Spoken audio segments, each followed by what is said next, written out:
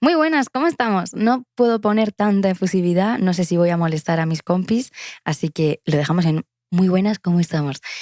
Vamos a hablar de una emoción que todo el mundo comparte, que todo el mundo tenemos en la mochila en nuestro día a día, es algo muy característico de nosotros em, y es algo que desde luego tenemos todos en común, la culpa.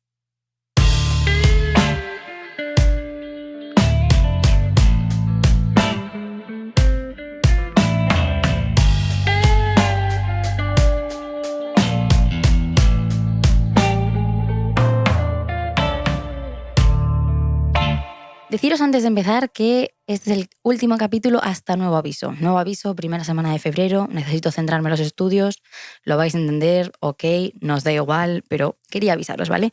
Necesito ese mes para centrarme. Enero va a ser cuesta arriba, pero tal cual, porque bueno, para todo el mundo también se viene un mes complicadillo. Bueno, pues a mí me va a amenizar bastante los estudios, dejar esto un poquito de lado y ya volveremos con más cosas. Tengo bien el micro, ¿no? Vale. Pero hoy estrenamos nuevo apartado que tenía muchas ganas ya de acatar, que es básicamente palabras para sanar. ¿A qué me refiero yo con palabras para sanar? Creo que hay unas cuantas palabras que podemos comentar aquí todos juntos. Bueno, no soy yo la única que lo comenta. Creo que hay muchas palabras que puedo comentar. Podemos hablar de dónde vienen, qué sentimos con estas, qué podemos hacer, cómo manejarlas o simplemente el hecho de hablarlas. Y creo que nos puede hacer muy bien para nuestro bienestar, para con nosotros mismos, para un poco reflexionar, intentar que al escuchar este tipo de capítulos, este tipo de capítulos dentro de este apartado, podamos conectar con la emoción que estemos tratando, con la palabra que estemos tratando, reflexionar un poco y bueno, dedicar un tiempo a estar un poco en conexión con eso que nos duele, con eso que estoy comentando y para que nos sirva de apoyo. Si estamos solos y no podemos hablar de eso que sentimos con alguien, pues por lo menos estar escuchando a alguien que hable de ello, ¿no? ¿A qué me refiero? Pues voy a tratar muchísimas palabras que creo que pueden servir para que sanes, como por ejemplo la vergüenza, como por ejemplo la admiración, como por ejemplo la culpa, ¿vale? Entonces, creo que, bueno, pues si no en nuestro día a día no hablamos de ello, al menos pues que haya un capítulo dedicado a una emoción, a un suceso, a una palabra que sintetice todo eso que estás sintiendo, te puede venir muy bien para pues, sentirte un poco más acompañado en ese duelo, etcétera. Porque seguro que muchas palabras de las que hable van a estar relacionadas a algún problema que te estén acompañando ahora mismo. Así que, bueno, estoy contenta de empezar este apartado. Y es que la culpa creo que es la emoción que más infeliz nos hace. Es la emoción que más obstaculiza nuestro bienestar. Sin duda alguna, la que más nos impide avanzar. O sea, estamos tan centrados sintiéndonos culpables que nos olvidamos de nosotros mismos y de nuestro bienestar y nos volcamos muchísimo en todos esos pensamientos intrusivos, en todos esos sentimientos que genera la emoción de la culpa, que nos olvidamos de qué queremos, de qué nos hace bien, qué necesitamos. Entonces la culpa es de verdad muy mala a largo plazo cuando se prolonga y sentimos una culpa muy desproporcionada y es de lo que quiero hablar hoy. ¿Cuántos de nosotros no nos vamos a la cama a dormir pensando en lo tendría que haber hecho mejor si no hubiera hecho esto? Joder, si no hubiera hecho esto, esta persona no se sentiría así, debería haber hecho aquello en vez de esto, y ahora por mi culpa, y ahora por mi culpa, y ahora por mi culpa esta persona piensa esto de mí, y ahora por mi culpa la gente piensa esto, y ahora por mi culpa mi madre se siente mal, y ahora por mi culpa, etcétera. O sea, ¿cuántos de nosotros no nos castigamos constantemente cuando nos despertamos, cuando nos vamos a dormir, cuando estamos solos? ¿Cuántos de nosotros no pensamos que todo es nuestra responsabilidad?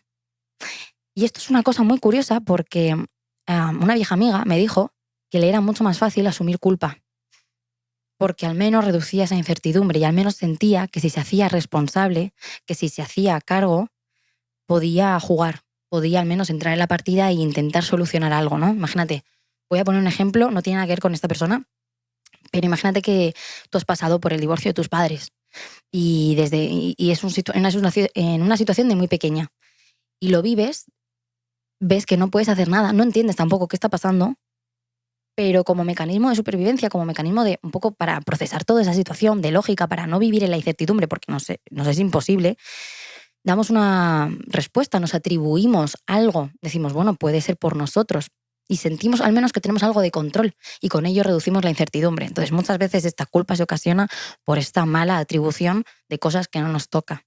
¿Y cuántos de nosotros no habremos pasado por eso, no? Es curioso porque con tal de reducir la incertidumbre podemos cargarnos con muchas cosas. Y en el momento en el que nos metemos en la partida, por lo menos sentimos que podemos hacer algo para solucionarlo.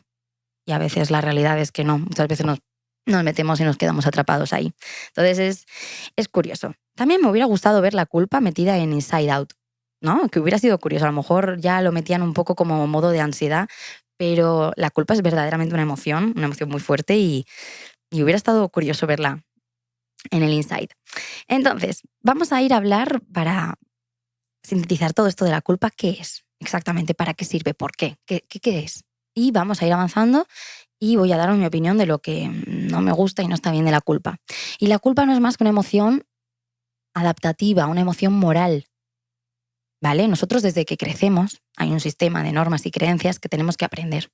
Un sistema de normas y creencias hecho en el sistema y también lo podemos ver en la religión, sobre todo la religión tiene un sistema muy rígido de normas y creencias. Pues mediante un proceso de socialización integramos todas esas normas y creencias como nuestras. Y nuestros padres, nuestros familiares más cercanos desde muy pequeños, nos hacen entender e integrar toda esa información como nuestra, ¿no? Son ellos los responsables. Después el cole, quizás nuestros iguales más adelante. Pero nosotros ya desde muy pequeños aprendemos qué está bien y qué está mal. Aprendemos la moral, lo correcto y lo incorrecto. Entonces la culpa nace cuando vemos que hemos hecho algo que no está bien o cuando hemos hecho algo que no está del todo bien visto. Entonces funciona con la moral, son compañeras. La culpa nace cuando la moral está ahí, ¿vale? Entonces sentimos culpa cuando vemos que hemos hecho daño a alguien. Por las neuronas espejo sentimos empatía, vemos esa respuesta de dolor ante algo que hemos hecho nosotros, sentiremos culpa porque hemos hecho daño a alguien, hemos hecho algo malo. Sentiremos culpa cuando nos hemos salido de las expectativas. Cuando no hemos cumplido con esas expectativas ya, tanto para unos, o sea, tanto para los demás, como para nosotros mismos. A lo mejor yo también me siento culpable, ya no estoy hablando de para afuera, con los demás, por haber hecho algo, por no haber cumplido con las expectativas de estos, sino con las mías. Que muchas veces nos sentimos culpables de lo que estamos haciendo y cómo lo estamos haciendo. Y también sentiremos culpa pues cuando nos salgamos mínimamente de lo normativo. Por mínimos errores nos vamos a sentir culpables, por lo mínimo. Entonces, en su momento, o sea, en su principio, es adaptativa. Nos pone en sintonía con los valores de la sociedad para que podamos vivir en armonía. Simplemente pretende esto. La culpa simplemente quiere funcionar como un sistema de alarma de por aquí no te vayas, que entonces va a haber un problema y vas a estar incómodo con tus iguales. Tienes que estar bien, en sintonía, en armonía con ellos. La culpa nos invita a reflexionar qué hemos hecho mal, qué hemos hecho bien. Nos invita a aprender de nuestros errores y nos responsabiliza. Y aquí hay que diferenciar muy claro que la culpa es la emoción, que lo que hacemos con ello es la responsabilidad. En plan, porque luego la frase, hablaremos de esto ahora más adelante, la frase de es culpa tuya, es culpa mía, creo que no tiene ningún sentido. Sería mucho más acorde decir es responsabilidad tuya, es responsabilidad mía. Además que le hemos dado una entonación muy negativa a esto de la culpa, cuando realmente la culpa es una emoción. Yo he sentido culpa, ahora tengo la responsabilidad de, ¿vale? Pero el caso es que la culpa responsabiliza porque te hace darte cuenta de cosas que has podido hacer mal. Entonces te hace aprender, reflexionar y afianza muchos lazos. Porque aquello que rompes hay que repararlo y eso, pues bueno, al final a la larga construye una relación sólida, ¿no? Tras errores, etcétera, y discusiones. Con lo cual, la culpa es adaptativa en su inicio. El problema es cómo lo estamos gestionando. Y no veo nada normal la forma en la que nos tratamos a nosotros mismos y la forma desproporcionada que tenemos de sentir culpa por errores mínimos. Y es que muchas veces la mochila que tenemos cargada detrás con ladrillos, nos hemos puesto nosotros mismos esos ladrillos. En vez de pensar de forma impersonal, bueno, esto es un hecho que ha pasado, muy bien, yo lo he visto, lo he presenciado, pues ok. No, decimos, me voy a meter aquí, voy a hacerme responsable de algo que no me toca o que quizás no me toca tanto como debería y voy a ver qué puedo hacer, voy a sentirme mal, porque creo que así puedo hacer algo, ¿no? Como lo que hablaba al principio del ejemplo de mi vieja amiga. Entonces, no veo lógico, creo que hemos llegado a sentir esa culpa prolongada, crónica, de una forma desproporcionada, como os he dicho, por dos motivos. Pues por este aprendizaje que hemos hecho, y el aprendizaje que hemos hecho en su momento pues era bueno, pero lo hemos llevado a un extremo pues porque no han sido muy flexibles con nosotros o lo que sea, o porque también tenemos una realidad distorsionada. O sea, una realidad la percibimos de una forma que no es ya sea pues por problemas anteriores que nos hayan pasado, porque nos hayan señalado, lo que sea, y aprendemos y no discernimos, básicamente, si somos demasiado responsables o no. Y siempre nos vamos al extremo. Sí, somos súper responsables. Sí, lo he hecho fatal. Sí, me debo de sentir mal. ¿Qué culpa tengo? ¿Qué mal lo he hecho? Entonces no aprendemos a discernir. Por todo aquello que hemos aprendido, pues eso, no somos muy flexibles con nosotros mismos a lo largo del tiempo, por motivos, no sé, cosas que hayan podido pasar de distintos factores, ha hecho que nosotros no tengamos esa diferencia clara y siempre vayamos al extremo. O también, pues porque nos hayan señalado mucho. ¿Puede acontecer una cosa a la otra? Sí o no. A causa de que nos hayan señalado un montón, es culpa tuya, es tu responsabilidad, ha sido por ti, pues podemos haber aprendido a no ser tan flexibles o al revés, no sé. Pero el caso es que nos han señalado, desde luego, con el tiempo. Con esto también quiero decir una cosa, y es, solo tú verdaderamente puedes decidir qué sientes y qué no sientes. Y en todo momento, cuando señalas a alguien o cuando te señalan a ti, debes de cuestionarte. Y también a la hora de sentir esa emoción, debes de sentirla y pensar, invitar a la reflexión, ¿no? Porque en teoría la culpa debería de invitar eso, al aprendizaje y a la introspección. Piensa, ¿qué he hecho mal? ¿Qué podría mejorar? ¿Debo de estar muy mal toda mi vida o debo de solucionarlo y seguir adelante? Esto simplemente es un aviso. ¿Esta persona está haciendo lo correcto señalándome de esta forma?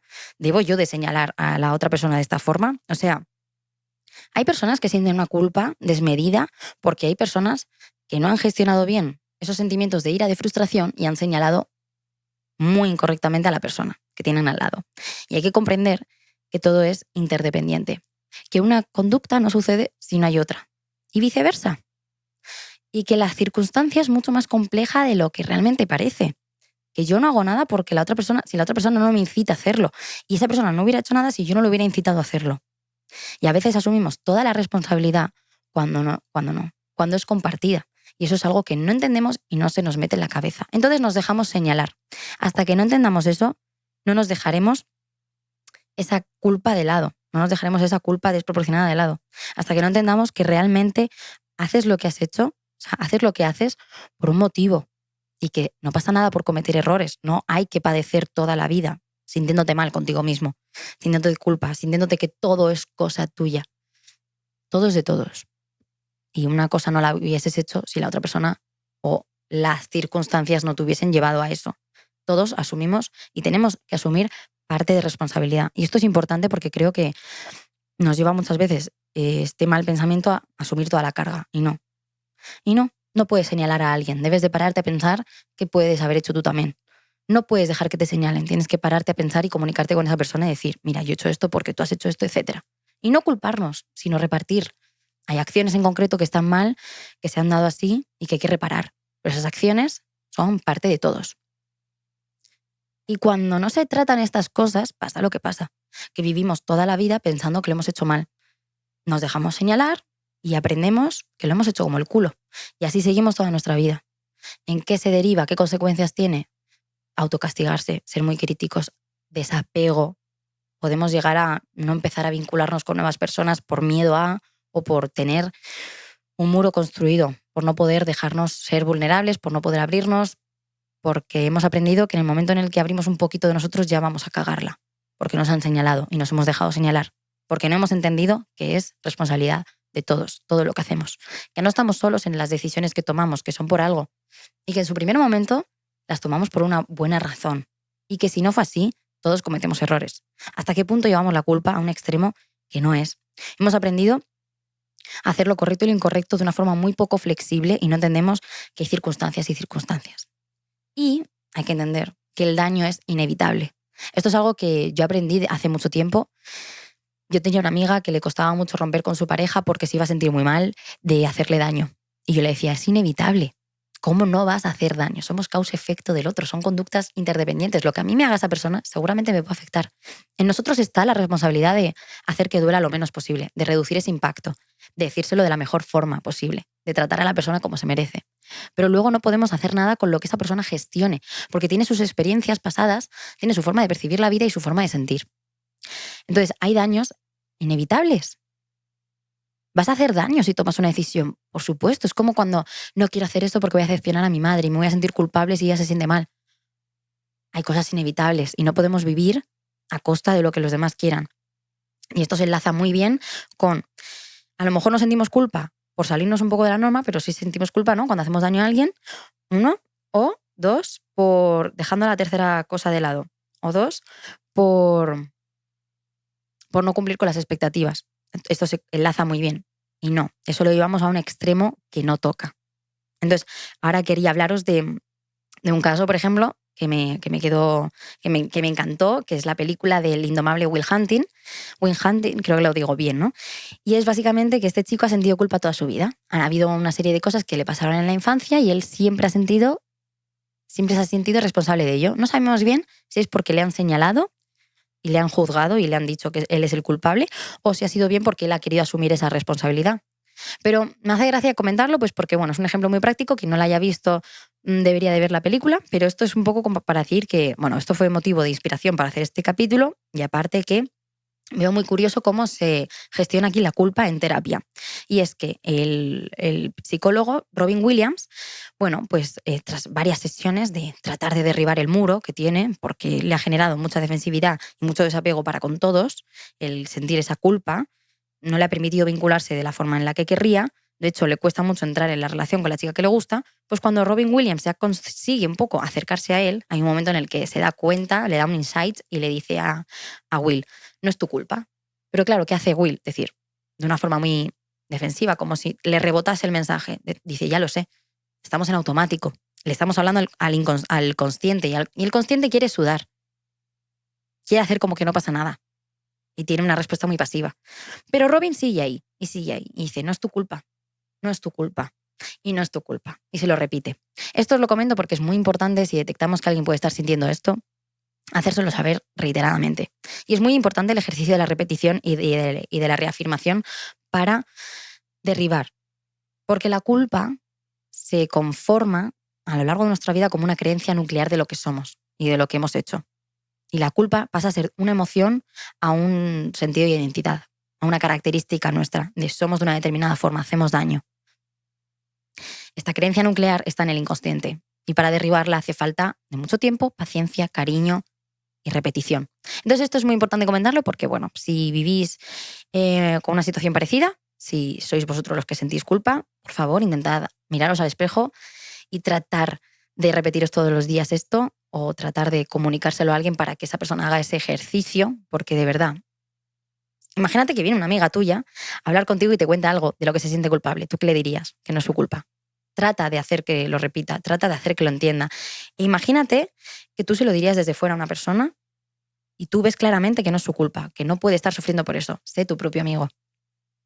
Haz lo mismo. Entonces, mírate al espejo día a día y de forma impersonal, dite desde tercera persona, no es tu culpa. Háblate como si te estuvieses viendo desde fuera. Es exactamente lo mismo. Y es muy importante porque cuando nos hablamos se activa el hemisferio de la escucha. Entonces, cuando nos hablamos, el cerebro lo va a recibir como una tercera persona, como si alguien lo estuviese haciendo. Entonces, lo máximo que podamos establecer contacto para que las personas nos den ese feedback positivo, mejor. Pero si no lo hay, intentemos practicar este ejercicio. Y es increíble cómo Robin Williams, tras la repetición, acaba destrozando el muro y haciendo que pues, el pobre Will llore desconsoladamente y se abrace a él. Es un momento precioso y entiende de verdad que no es su culpa. Y ya te lo digo yo, no es tu culpa. No te puedes hacer cargo de cosas que no tenías, en las que a lo mejor no tenías ni idea de las consecuencias. Cosas donde no tenías el total control. Cosas que no sabían que iban a ser de esa determinada forma, por ignorancia, por lo que sea. No te puedes hacer responsable de tan semejante responsabilidad, tan semejante cargo, trabajo. Entonces, más cositas para, por ejemplo, tratarlo. Hay una técnica de la terapia de la Gestalt que es la silla vacía. Esto mola mucho porque en terapia, bueno, pues no todo el mundo se atreve a hacerlo, es un poco raro, ¿no? Pero si le das una oportunidad, pues puede ser muy beneficioso. Te pones enfrente de una silla vacía. Y si sientes culpa con alguien, si sientes ganas de pedir perdón, si te sientes mal por haber hecho daño a alguien, imaginas a esa persona o a ese hecho delante de ti y le explicas todo. Pero luego te vas a invertir el rol. Es un diálogo de intercambio de roles. Y tú te vas a sentar enfrente y vas a actuar como la persona o como ese hecho. para un poco poder entender desde esa perspectiva cómo se está recibiendo, qué pensaría esa persona, en verdad, y puedes un poco asentar el conflicto y el problema con más perspectiva. Y puedes tomar conciencia y puedes ver las cosas de otra forma, relativizar un poco más el problema. Este ejercicio es beneficioso pues porque permite que expreses todo lo que sientes, el terapeuta puede conocerte mejor y saber mejor cómo guiarte, y aparte que puedes solucionar conflictos contigo mismo tan solo haciendo ese ejercicio, imaginándote que el problema está delante tuya, que puedes hablar con el problema, pero también invirtiéndote y actuando a ver cómo la otra persona recibiría ese problema. Podemos descubrir cosas increíbles, como que a lo mejor no era para tanto, como que a lo mejor se entiende más de lo que pensábamos, visto desde fuera. Como ya os he dicho, también practicar la autocompasión, ser nuestro mejor amigo, ser esa persona que nosotros escucharíamos a alguien decir, me siento culpable por esto y le pararíamos los pies. Hagamos lo mismo con nosotros mismos. Establezcamos conversaciones, por favor, con la gente para que nos dé feedback, para que podamos entender que no es nuestra culpa.